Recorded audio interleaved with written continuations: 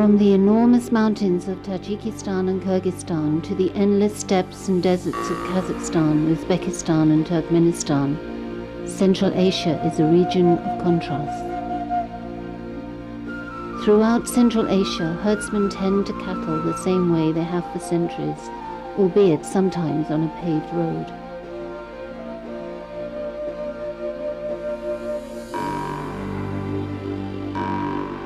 This is where Genghis Khan and his generals conquered cities and expanded the Mongol Empire as they headed towards Europe and the Middle East in the early 13th century. Yurtas, the traditional nomadic tents of Central Asia, dot the landscape. In rural areas, most women still wear colorful dresses, and the men keep their tribal caps. But Central Asia of yesterday is not Central Asia of today. After 7 decades of Soviet rule, Kazakhstan, Kyrgyzstan, Tajikistan, Turkmenistan and Uzbekistan are modern societies. When the Soviet Union collapsed in 1991, literacy was universal. The doctor-to-patient ratio was among the highest in the world. Pensions and other benefits were generous. More than this, people had food to stay healthy and clothes to keep warm. No longer. Скажи, как звать? Как зовут? Знаешь? The disappearance of the Soviet Union profoundly affected the 5 societies. Virtually overnight, social security systems broke down. Enterprises went bankrupt. Money lost its value and the intricate system of a command economy disappeared. Millions of people were plunged into a state of desperate poverty.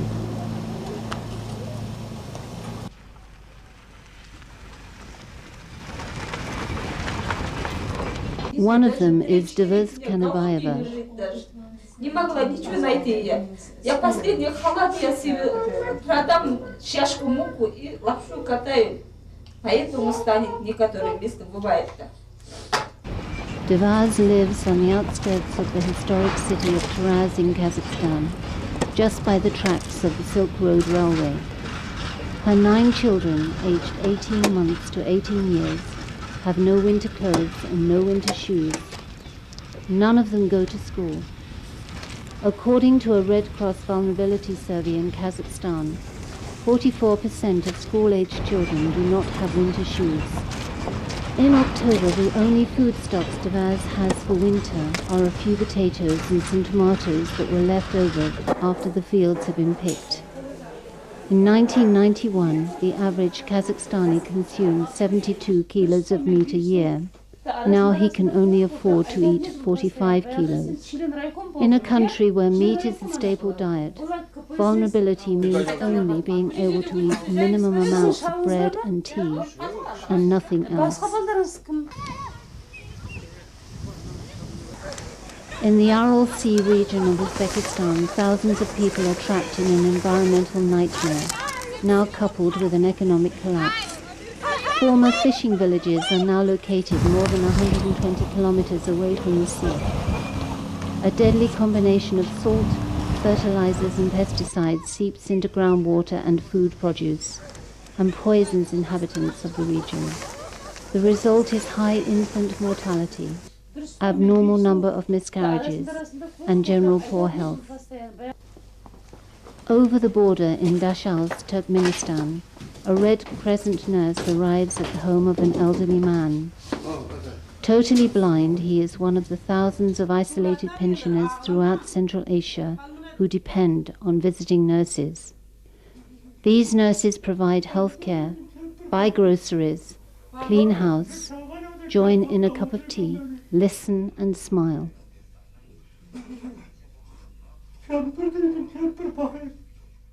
Throughout Central Asia, Red Cross and Red Crescent societies are helping in a variety of ways during this period of upheaval. In Kazakhstan, elderly people get free of charge service in 4 hospitals operated by the Kazakhstan Red Crescent and Red Cross Society. Uzbekistan Red Crescent Society staff and volunteers visit multi-children families bringing food and clothing.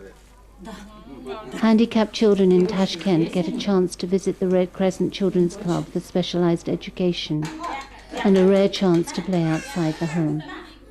The Turkmenistan Red Crescent operates mercy houses for the isolated elderly, where they can share a meal and memories.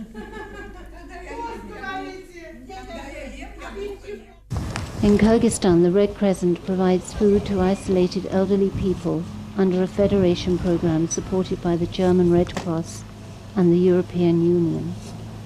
Another Kyrgyz Red Crescent Society program, supported by the American Red Cross and the US government, brings food to multi-children families. The bulk of the Federation's relief programs in Central Asia center on Tajikistan. Years of civil conflict have impoverished the people of Tajikistan, and vulnerable groups have no alternative to relying on food support from humanitarian agencies. With funding from the European Union, the US government, Red Cross societies and other partners, the Federation is assisting the Tajikistan Red Crescent to bring food aid to well over 100,000 people every year. In addition, 15 soup kitchens throughout the country provide hot meals to elderly beneficiaries.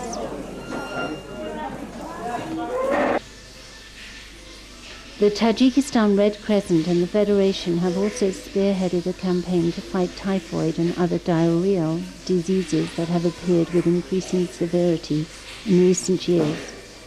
By assisting authorities with chlorination of municipal water supplies, conducting a vigorous public health campaign, and providing hospitals with bed linen, soap, and other necessities, the incidence of typhoid has been significantly reduced.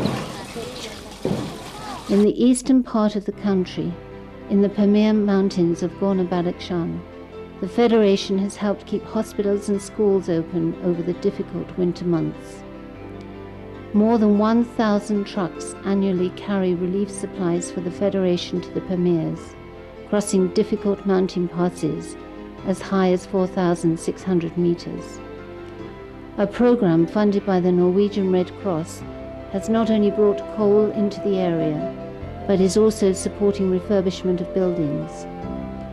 In this way, it has been possible to keep schools and hospitals warm during the bitterly harsh winter, and also reduce the amount of imported coal.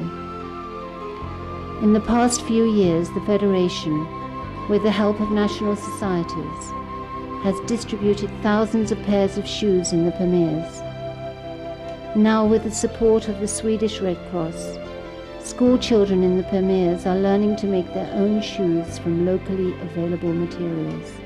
The refurbishment and shoemaking programs are examples of the Federation's attempt to build capacities in the region in order to reduce the need for foreign aid. This is true also in terms of the development of the 5 Red Cross and Red Crescent national societies. These societies, with networks stretching across Central Asia, are the most experienced local independent humanitarian agencies in each of their respective countries. Federation assistance focuses on capacity building. The ultimate aim is to enable the national societies to move from their previous roles as implementing agencies for the government to becoming politically independent, economically self-sustaining, respected and recognized members of the Red Cross and Red Crescent movements. Already a vigorous disaster preparedness program is producing impressive results. National societies have shown what they are capable of during disasters. When huge forest fires engulfed the Karaganda National Park in Kazakhstan and threatened nearby villages, the Federation released funds for a Red Cross soup kitchen to feed the firefighters. When the village of Mekhnat in Tajikistan virtually disappeared in a landslide, the Red Crescent provided immediate medical assistance and organized transport of food and clothes to several thousand victims in Mekhnat and elsewhere. On this occasion, as happens frequently, cooperation between the Red Crescent Society, the International Federation, and the International Committee of the Red Cross enabled thousands of people to cope in a difficult period. Also, under the Disaster Preparedness Program, national societies now have vehicles, a telecommunications network, and emergency stocks strategically located in disaster-prone areas throughout the region. The people of Central Asia are being informed through a public information campaign which focuses on preventing disasters and preparing for them should they occur. In an area that has experienced serious population displacement in recent years, migrants and other unstable populations cannot be overlooked. In Central Asia, 1 in 12 inhabitants has moved to, from, or within the region since 1989. Refugees from Afghanistan are numerous in Central Asia. When a group of 8,000 Afghan refugees moved into Turkmenistan, the Federation and the Turkmen Red Crescent were there to set up camps and provide food. The sight of youth collecting money on behalf of the Red Cross and Red Crescent has not been a feature of town life in Central Asia so far, but this may change. Re-establishing youth programs and revitalizing the extensive network of volunteers is now a priority for the 5 national societies and for the regional delegations' development assistance. Apart from direct aid to vulnerable groups, perhaps the greatest challenge facing the Red Cross and Red Crescent societies of Central Asia is fundraising. Now, Federation training is providing the national societies with tools and knowledge to manage volunteers, run youth programs, and organize fundraising campaigns. It is up to the national societies to use these skills to the benefit of those in need. The International Federation has been deeply committed to Central Asia since 1992. This commitment is driven by the alarming situation of the most vulnerable and the need to strengthen the 5 national societies. If economic predictions are realized, considerable revenues from the exploitation of oil, gas, and minerals may start flowing into the region some years from now. Until then, Central Asia and its 5 Red Cross and Red Crescent societies will continue to require external assistance, and the Federation will be there.